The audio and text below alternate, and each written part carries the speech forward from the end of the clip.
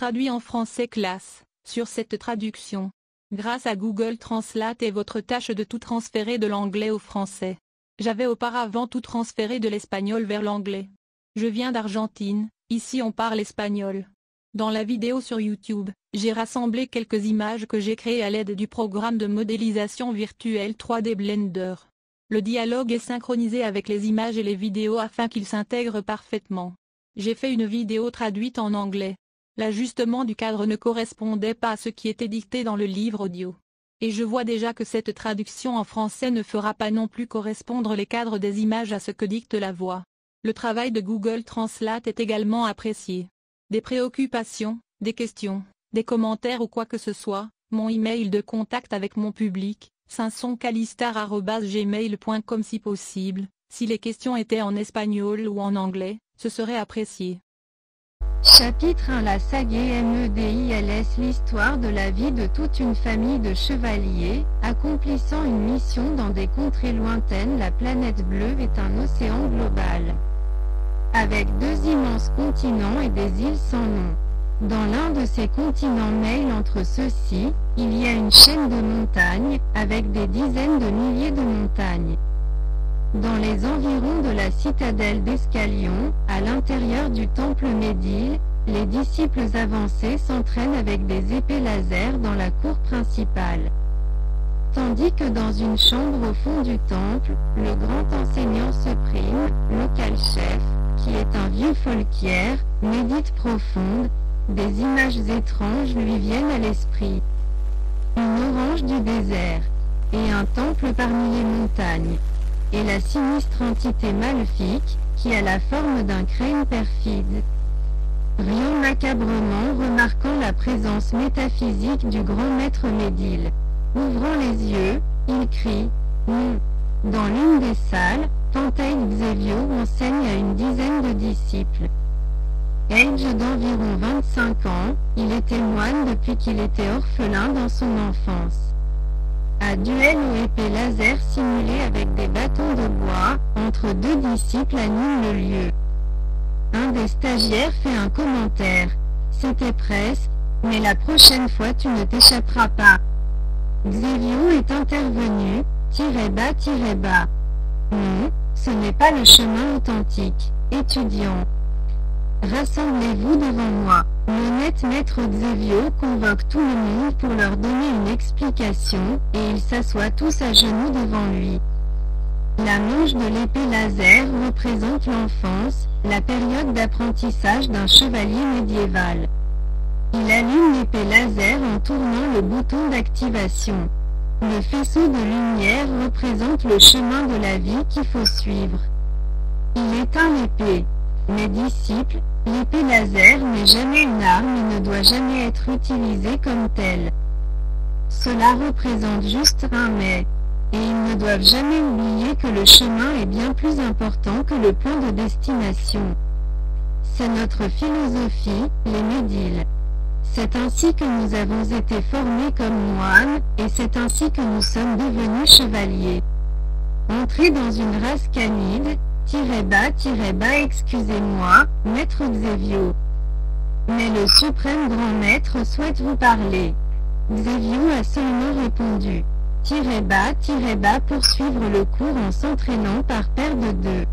Le professeur Norda explique aux autres. _bas devrait sentir l'énergie Vitaloki circulaire dans tout le corps et autour. Et ils doivent être capables de le contrôler en utilisant uniquement le pouvoir de l'esprit. Ce sont les capacités des chevaliers médicaux. Ajoutez.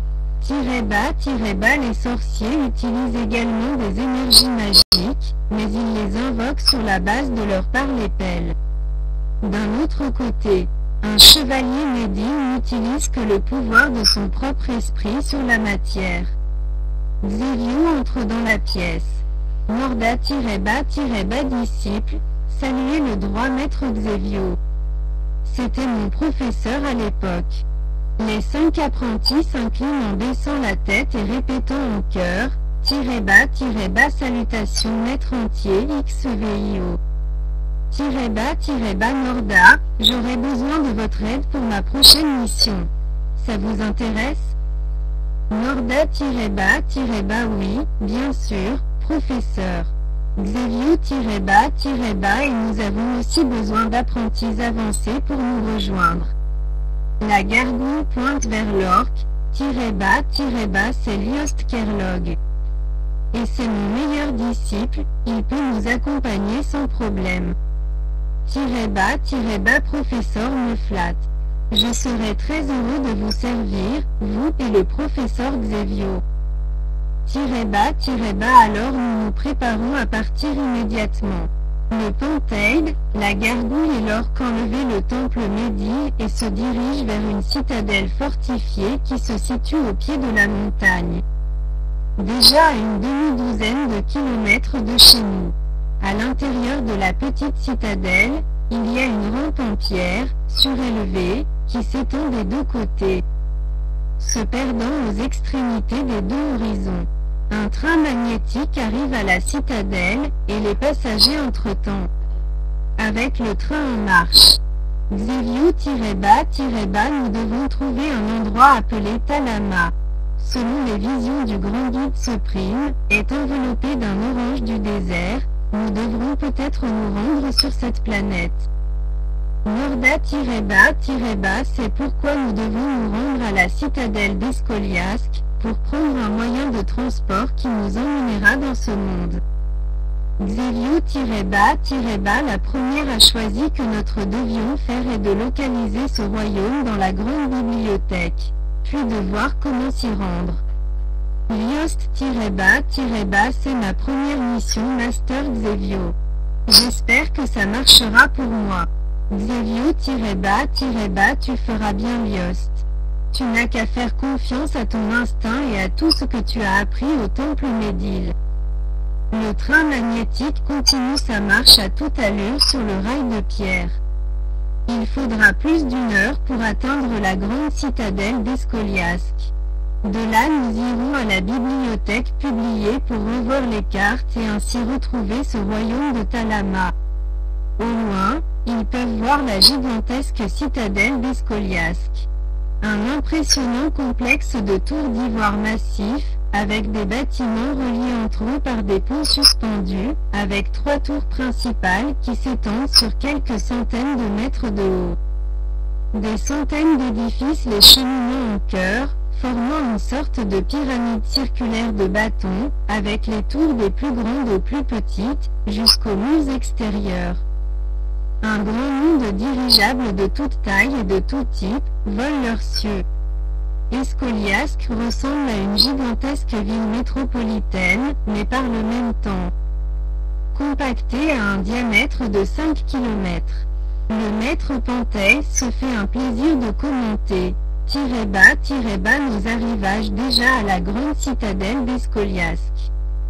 Le train magnétique se rapproche de plus en plus, et entre l'impressionnante citadelle, à travers un tunnel ferroviaire spécial, promenez-vous à l'intérieur de l'impressionnante ville. Eskoliask est une méga-métropole des plus impressionnantes et compactes de 5 km de diamètre. Aux immenses bâtiments, il faut ajouter un grand nombre de dirigeables de transport, de passagers, taxis, cargos, etc., qui circulent partout, formant d'authentiques autoroutes aériennes. Il y a des milliers d'années, tout était une gigantesque montagne d'ivoire solide, qui faisait face à la mer. Les habitants de l'endroit sculptaient la roche, la polissaient, peu à peu, de haut en bas, et ainsi, au fil des siècles, les strates inutiles ont été supprimées. Et la citadelle a été mise au jour. Le train atteint l'extrémité opposée, traverse tout le centre-ville et arrive à la gare terminale, près de l'aéroport. Le train s'arrête et les passagers descendants, y compris les médiles. Les gargouilles, leurs ailes, peuvent être repliées pour les utiliser comme cape. C'est ainsi que l'enseignante Norda utilise ses ailes pour traverser la foule qui va d'ici à là.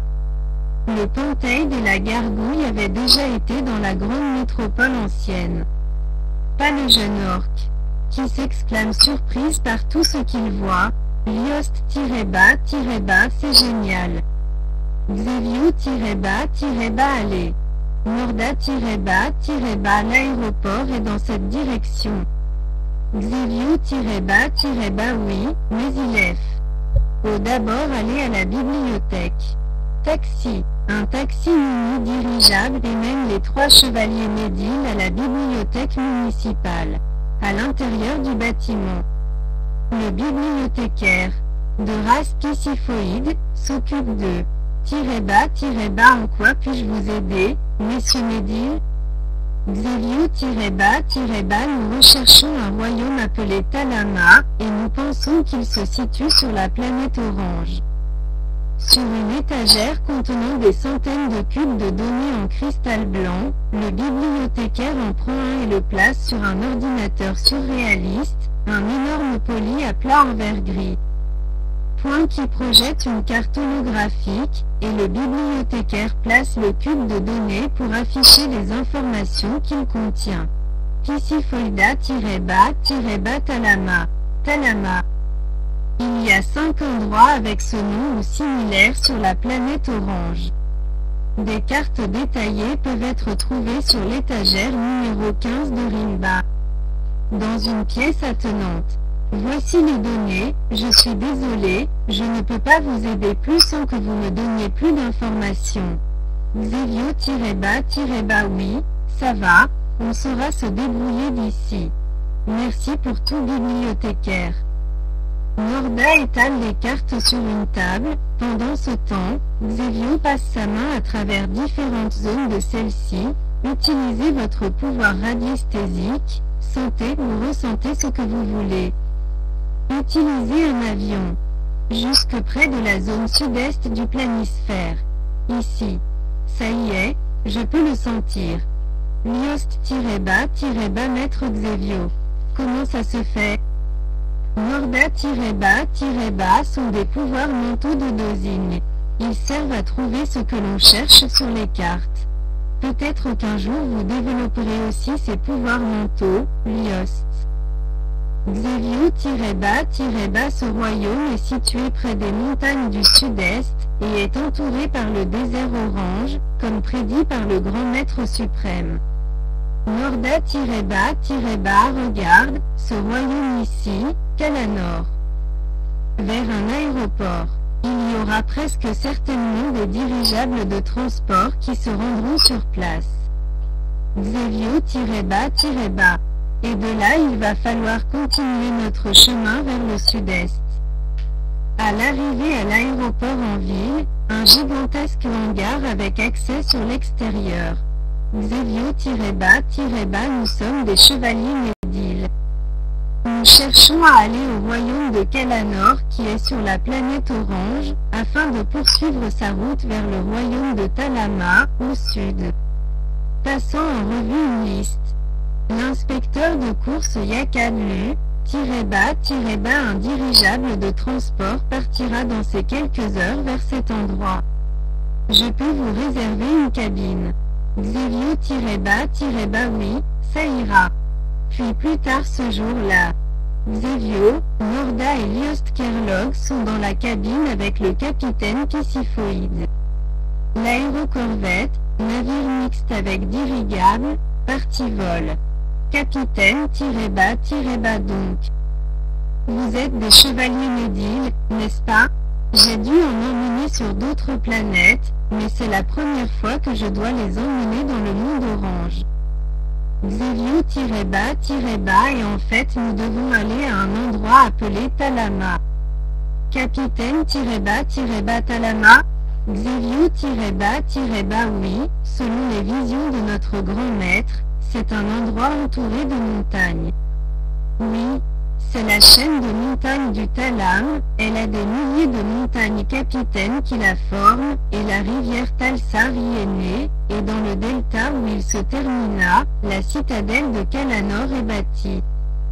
Où nous allons? Xevio-bas, et dans cette chaîne de montagnes se trouve le royaume de Talama. Capitaine-bas, je connais un endroit appelé Talamaska, qui est au pied d'une montagne. mais pas entouré par beaucoup d'entre eux. Norda-bas sera-t-il l'endroit que nous recherchons? Xevio-bas oui, c'est possible. Il est situé sur la planète Orange, et il y a des montagnes à proximité. Ce doit être le lieu des visions du grand maître. Yost-bas et combien de temps le voyage nous prendront-ils? Capitaine-bas nous survolons la mer de l'Est. Il faut s'arrêter à la citadelle de Tircalion. Vous pouvez continuer vers le sud le chemin de Mitran, où est le portail dimensionnel vers la planète Orange. Il nous faudra environ 2 semaines de voyage, plus ou moins. Xevio-bas oui, ça va capitaine. Nous ne sommes pas pressés. Norda-bas Kalanor est notre dernier arrêt, n'est-ce pas? Capitaine-bas oui. Et il y aura encore un long chemin à progresser pour atteindre Kalanor. Et le royaume de Talamasca que tu cherches est plus loin encore. Et je ne pense pas qu'il y ait des dirigeables de transport vers cette région du sud-est. Xevio-bas nous devrons nous débrouiller une fois arrivés à Kalanor. Hors des nuages et de nulle part. Un autre dirigeable s'élève, s'approche à un demi-kilomètre de distance. Norda-bas. Regarde capitaine. Cet aérogaléon là-bas est s'apostrophe. Approche de nous. Capitaine-bas cette approche n'est pas normale. Norda-bas, s'ils persistent comme ça ils vont nous percuter. L'aérogaléon sort rapidement drapeau pirate. Fond noir avec un crâne de loup et 2 épées croisées. Capitaine-bas, c'est Sango. Ce sont des pirates de l'air. Donnez l'alarme. Tous à vos stations. Le dirigeable rencontre des pirates de l'air, et les chevaliers médines doivent les combattre. A conduit de palissades en bois unis les 2 avions. Capitaine-bas, trop tard. Il nous approche. Xevio-bas, nous prenons en charge le capitaine. En activant leurs épées laser, les 3 chevaliers médines affrontent les robots et autres pirates qui tentent d'entrer. Xevio-bas, allons-y. Nous lui donnerons le combat à bord de son avion. Un sauroïde nommé Corso, remarquez l'arme signature d'un chevalier médile, une épée laser. Courant dans la cabine, il crie "bas, capitaine Sango." Il y avait des chevaliers médiles dans le dirigeable de transport. En ce moment ils nous attaquent. Sango-bas, quoi? Tout annulé. Xevio, Norda et Liost continuent d'un coup d'épée laser. D'ici à là, le Panthéon ordonné, "bas, allez à l'arrière. Cherchez les moteurs de propulsion et détruisez-les." Ils répondent tous les 2 sans hésiter.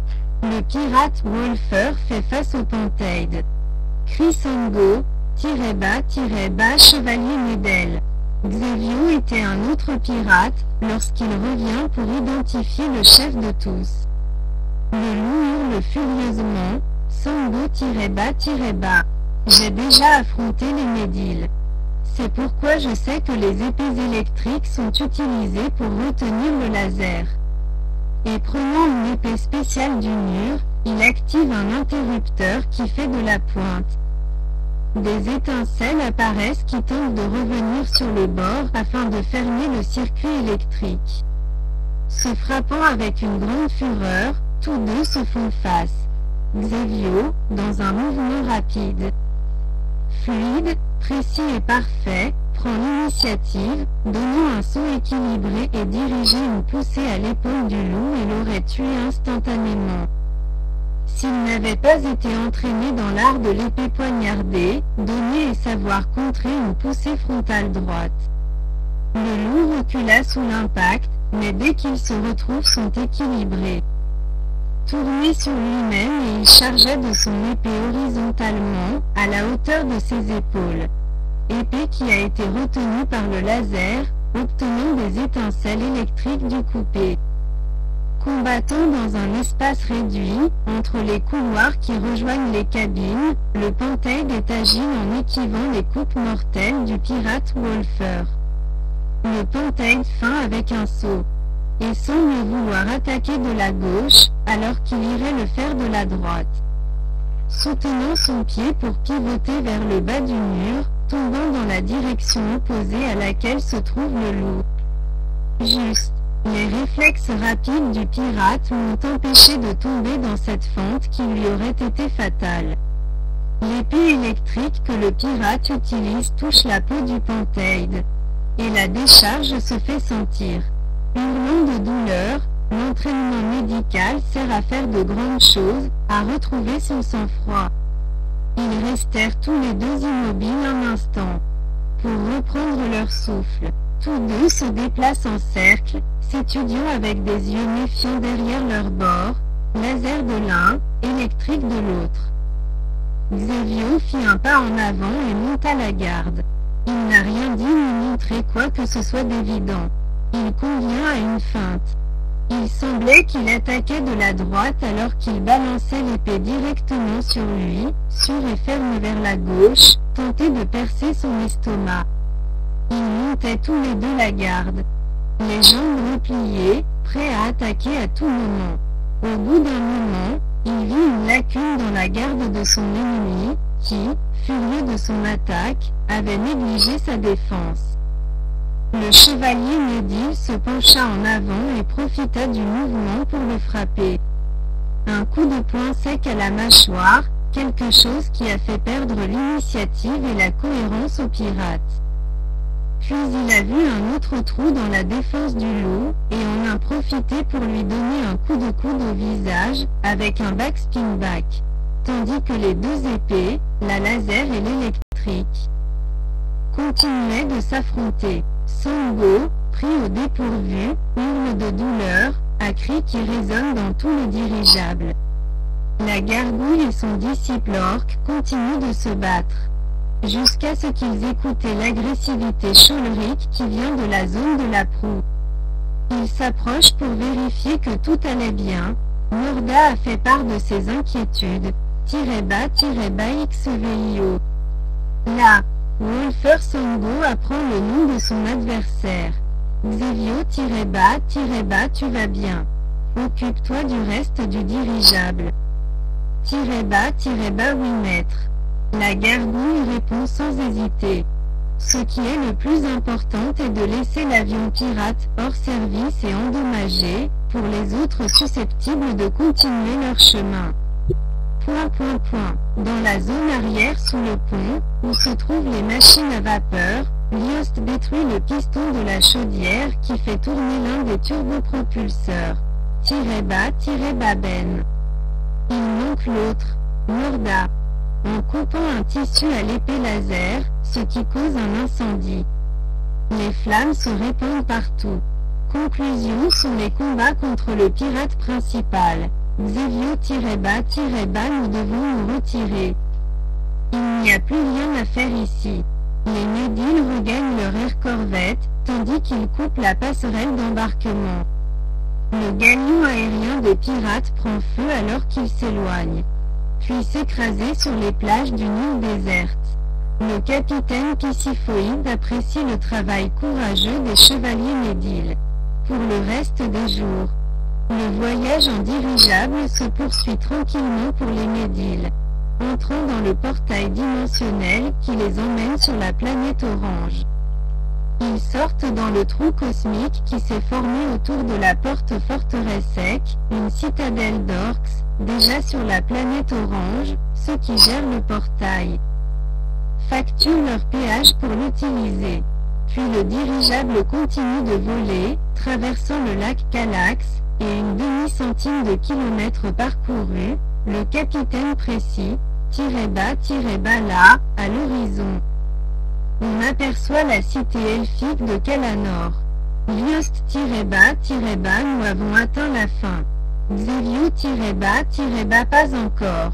Nous avons encore un long chemin à parcourir pour atteindre Talama. Fin.